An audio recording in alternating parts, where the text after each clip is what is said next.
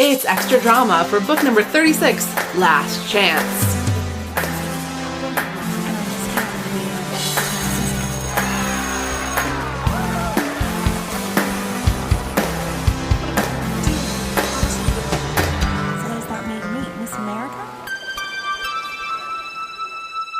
Hello, I am back again. Two Marissas coming at you. Marissa Wasseluk-Stuart on this side and Marissa Wasseluk-Stuart on the other side. I said your name for you too. That's fine. Do you want to say both our names now so we both said both of our names? Hello, it's Marissa Wasseluk-Stuart and Marissa Wasseluk-Stuart. Two Marissas. Two Marissas. Price of one. Two Marissas, two introductions. That makes four Marissa introductions. Just like Sweet Valley, you get double the fun. Yes, this is great. Probably I should have just asked you to be like my Sweet Valley podcast partner from the beginning, and it would have just been so much easier. Yes, the answer is yes. Oh my god. Because scheduling a guest every week is a real pain in the ass. I'll tell you that much. That's why I don't release the podcast every week, actually. I'm here now. You call me. Okay. Oh yeah, we didn't talk about that in the main episode that you have recently relocated to Southern California. Yes, this is we drove all the way across the country. We did all the way from Washington, D.C. We took the southern route. We went down toward Jacksonville and all the way across. We drove all the way to Los Angeles. Amazing. I can't even believe we did it. Yeah. And mostly my husband did it. It is a long road. Well, there was a more direct way that we didn't take. We actually wanted to see, because neither of us have really been through the South. Okay. And the last time Andrew, my husband, went across, because he's actually done this drive before, he went straight through the middle. Oof. Yeah, he was going the other way, actually. He was going from Los Angeles to Washington, D.C. Okay. And he had, went through the, expanse of middle America. Sure. And when I say oof, I have done the drive many times, not all the way from the East Coast, but from Chicago to New Mexico so many times in my life. Oof. And there are parts of it that are very boy, there's nothing to look at. As soon as I ran out of Wi-Fi, I felt like I couldn't breathe. Yeah, we are city people too, so that is part of it. During your time in DC, you were working for this place. It's a not-for-profit? Yes. First Book. It's a social enterprise. It's an organization called First Book, and I still work for them technically, even though I'm over 3 hours behind. And I tell you, the work ethic is very different between coasts.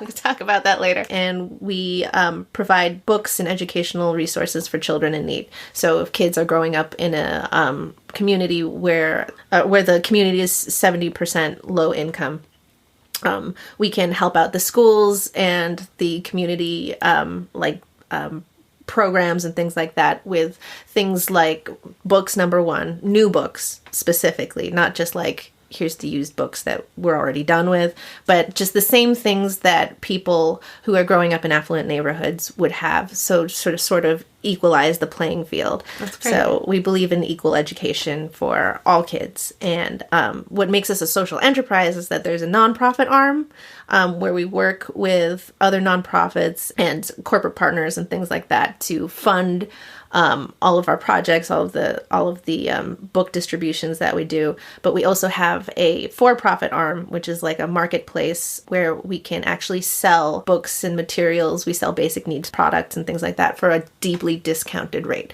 So your typical picture book is $14.95, which is out of reach for growing up in a low-income neighborhood. $14.95 is not something you're going to pay for a 16-page book when mom and dad are having trouble paying the electric bill. Right. So what we do is that we purchase them in bulk for a deeply discounted rate from our publishing partners, and then we're able to resell them just to make it back, so that we can make it back to zero or for a small margin, because there's a lot of work that goes into being able to put it up on a website, and so Sure. So anyway, that's the inner workings. That's what the difference between a social enterprise and a nonprofit is, that we actually have a for-profit arm. It's kind of like Tom's Shoes in a way.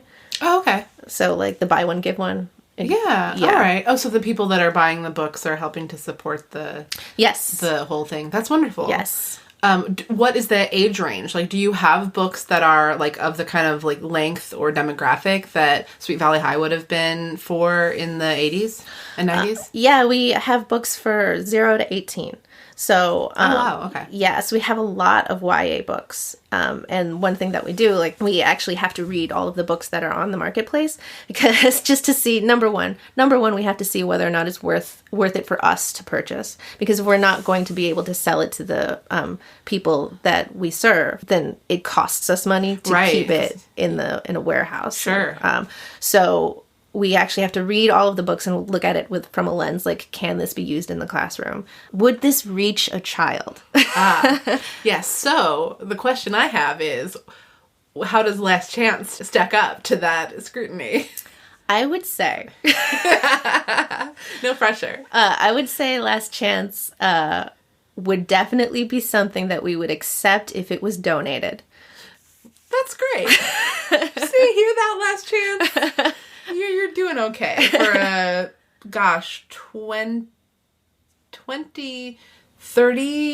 33-year-old book. Oh, wow. Yeah, 33. Yeah, that's pretty good. I just remember 1987, and it makes me feel really old because I have memories. It, but just barely. Yeah, I'm sure. I was watching Who Framed Roger Rabbit over and over again. God, so I love that movie. Oh my God. I was just thinking about that movie recently. I haven't seen it in so long, but I saw it so many times when I was little. It still holds up. I have Disney Plus now. Is it on there? I think so. Yeah. I think so. I will watch it. I mean, I don't have Disney Plus, but I'll find a way.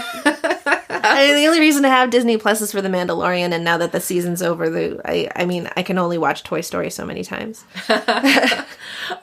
So I think you were telling me before we started recording that there were some like trends and themes that popped up in Last Chance that actually seemed like they maybe would hold water today, or aligned or something with things that you notice in like modern books. Yeah. So, okay, so like I said, we have to read every book with that lens of like how would this be used in a classroom, or how would this help support like themes, or because there are sometimes I expected this book to be very like pulpy, it's just what you read at the beach or whatever, and Sure. It would just A lot of them really are. Yeah. And I have memories of these books and how I even as a kid would read it but I'm just a person who as always has that chip on their shoulder about like, yeah, right, that would never happen or whatever. Sure. But I was reading this book, and a lot of things came up that made me feel like it still, like you said, holds water for kids today. Where, but I don't know if I really understand kids today as much as I read their literature. Yeah, well, I mean, I think that's something that it's not a perfect parallel, but there is something to it. Like, if we are what we read on some level. I don't know if that's true. I mean, that's a whole other question. But it's definitely an interesting thing in reading these books where we are kind of getting a lens on something about the culture at that time. Even if it's not realistically what teenagers were like at that time, it is telling us something. So I can only imagine that reading books that are like the books that young people are consuming now tells you something about them. Yeah. Even if it's not descriptive as much as like prescriptive. Yeah. Yeah. Does that make sense? Yeah, that makes total sense. I mean, coming back to Last Chance, I feel like the thing that really resonated with me was Joanna's strength. Yeah. Like how at first I thought that she would be that mousy person throughout the whole book. But when it came to the end where she's like, you know what? I just, like, I wanted to pump some Ariana Grande because it was just like, I love me now. And that's what I need. And I understand that. And I'm moving forward with that. And I felt that that's such a strong message for girls today that a lot of them don't even hear today. Because they're all like watching, Freeform or something where you fall in love with a vampire and you're in love with that vampire forever no matter what. The vampire is much older than you. Much older than you. Yeah, Joanna is such an interesting character. So I had an interesting thought about Joanna early on in this book, which is that if I had an older sister, it is entirely possible that that could have been my family dynamic. Because I come from a family where we had a great love of music, of humanities, of puzzles. There's a high value, I would say, placed, not a high value placed on like intellectual pursuits just because like that's something that seems like a goal. It's just like an interest that I know like my dad and I really shared. And my mom passed away when I was 15, which is about like just a little bit younger than Julie Porter would have been when their mom died. And so it's like if I had this fictional sister that was a year older than me who was really into science or just like got bad grades or whatever, like that would have been my family. And it was interesting. It gave her a sort of it gave the whole problem, the whole conundrum, a human thing for me to think about it that way. It just so happens that the story in that sense like had these very faint parallels to my own bio. Yeah, I was interested in their dynamic because like I've felt I also lost my mother in my early 20s, and I felt like thinking that your mom was the only person who understood you, like I can remember having those feelings and feeling othered, like by the people that you feel like you should be closest to. So I felt like a kinship with Joanna in that way, where she's like, nobody understands me, even though she's like totally wrong about that, because obviously Elizabeth Wakefield has got her number. Well, furthermore, the Porters both love Joanna much more and understand her much more deeply than she thinks they do, or they want to at the very least. Joanna sees that the dad and her younger sister had this deep tie and have so much in common and always have, and she feels outside of it. But there's also a part of it, the problem that is of Joanna's making, which is that she isn't even trying to let them in because she's so sure that they're judging her, that they don't care about her, that nothing that she can do can ever matter to them. But when we actually see the dad speaking with Joanna finally toward the end, or even Julie trying to relate to Joanna, we can see that there is a lot of love there and concern.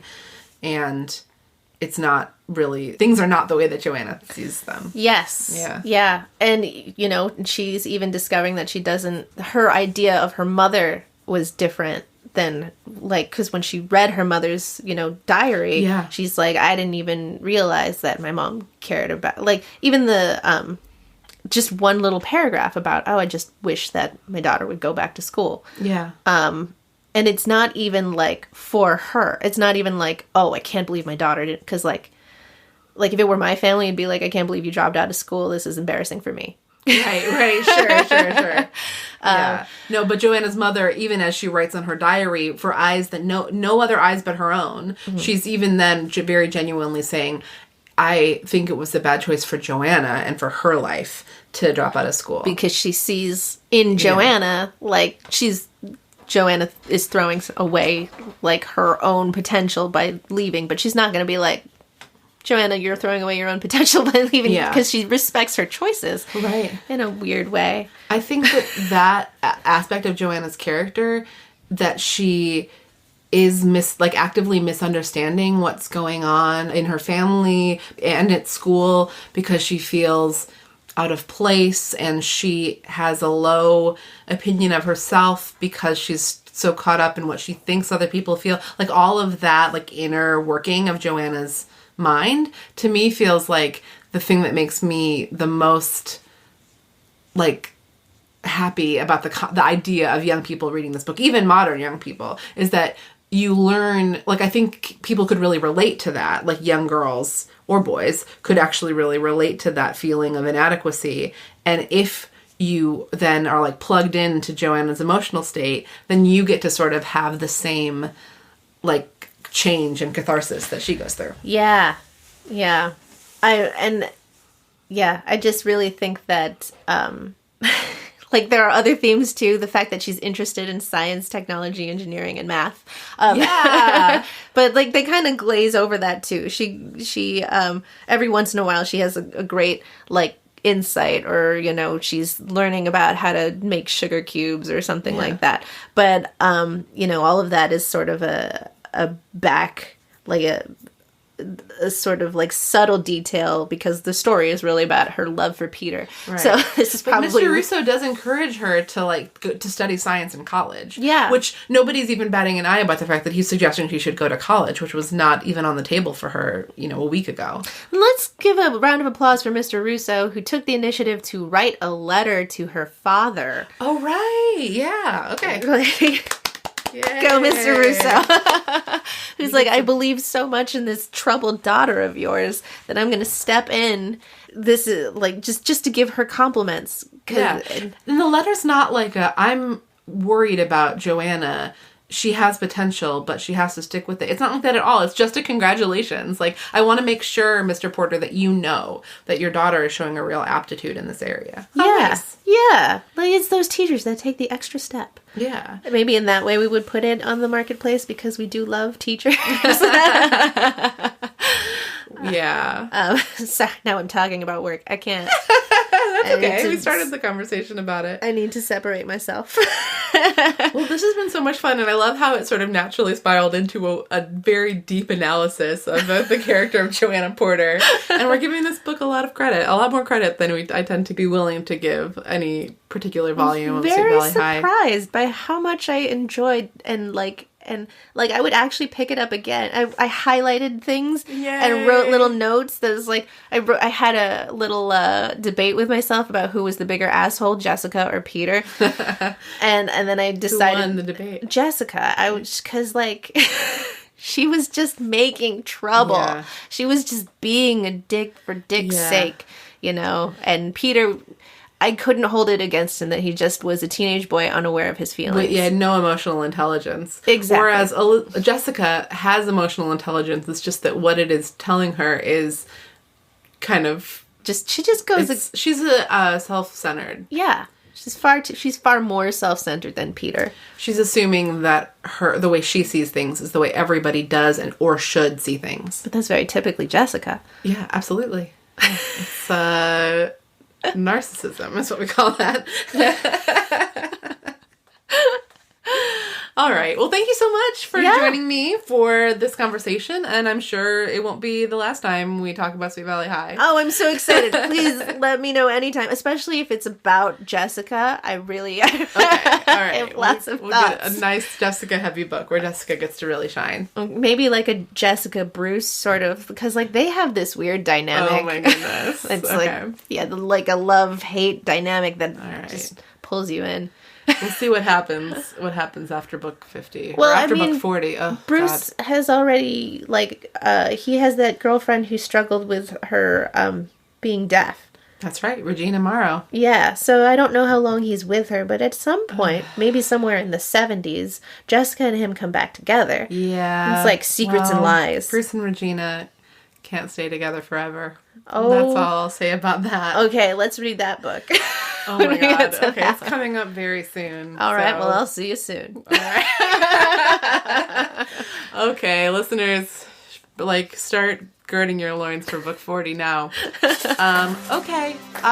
Thank you. Thank you for having me. Thanks for being here. And Gladiators, thanks for listening. Bye. Bye.